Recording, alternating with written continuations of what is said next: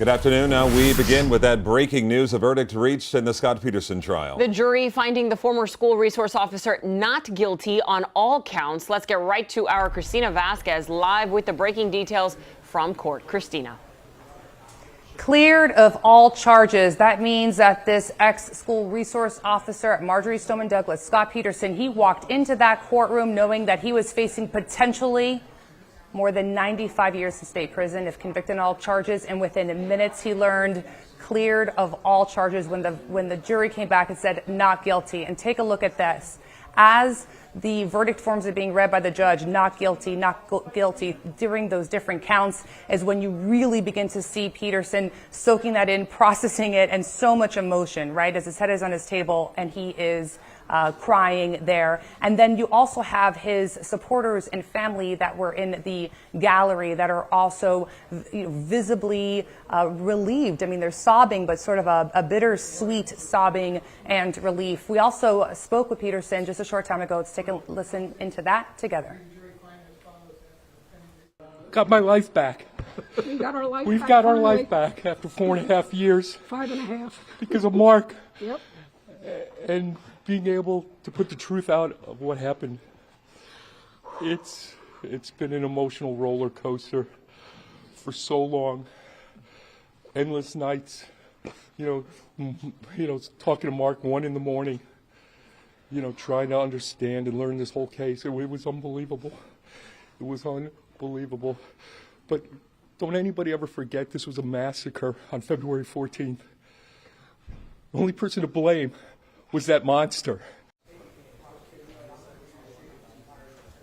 And that was certainly the defense position, but now take a look at this. You have this juxtaposition while you're in that courtroom.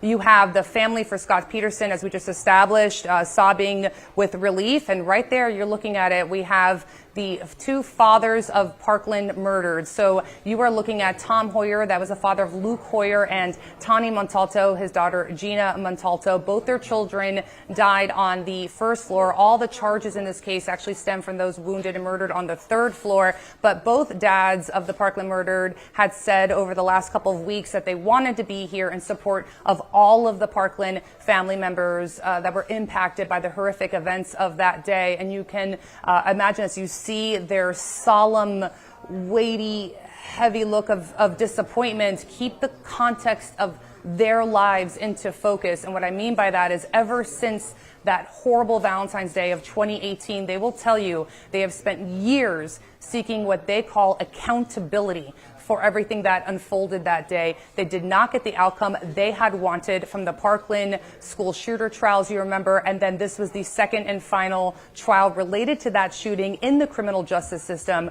And of course, this was the Scot Peterson, ex-Parkland deputy. He was facing a total of 11 counts, 10 of the 10 that are for the wounded and murdered on the third floor, 7 were felony child neglect charges.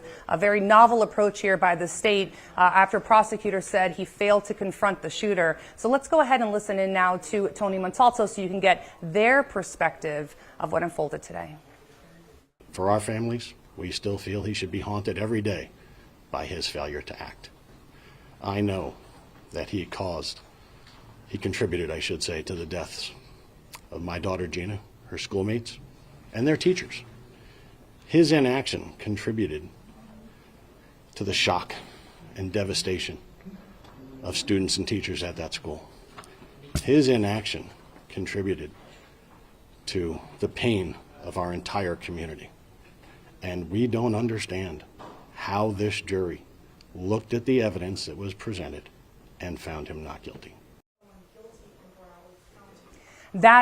And he also said he can't believe he is once again on the 17th floor of this courthouse doing giving statements to the media, expressing once again a disappointment about how the outcome of a criminal justice case related to the shooting. And the reason why I flagged this is it's very interesting as you listen to both parties, both of them pulling it up 30,000 feet and having a broader perspective. So you have the defense attorney in this case saying, in his words, this is not just a victory for my client, but you heard him say for all law enforcement, other stakeholders that were really watching this trial closely, teachers, daycare owners and daycare providers and caregivers, because of this idea of of having a school resource officer being viewed within state statute as a caregiver. And so you have the defense attorney pulling 30,000 feet up saying this is, you know, a broad look at this is a victory for all law enforcement, he said. And then you have Tony, which he goes on to say, take the two trials together, and he feels like for him the broad theme is what is it going to take to get accountability here in Broward County. So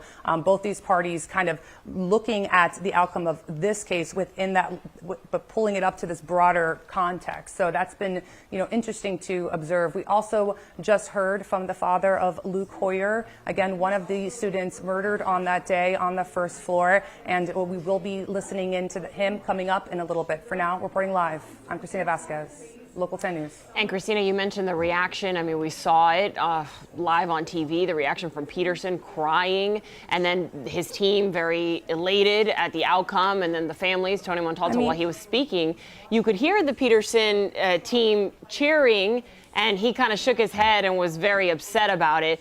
It's been a long, very difficult 5 years for both sides, Peterson and his team and these families, Christina.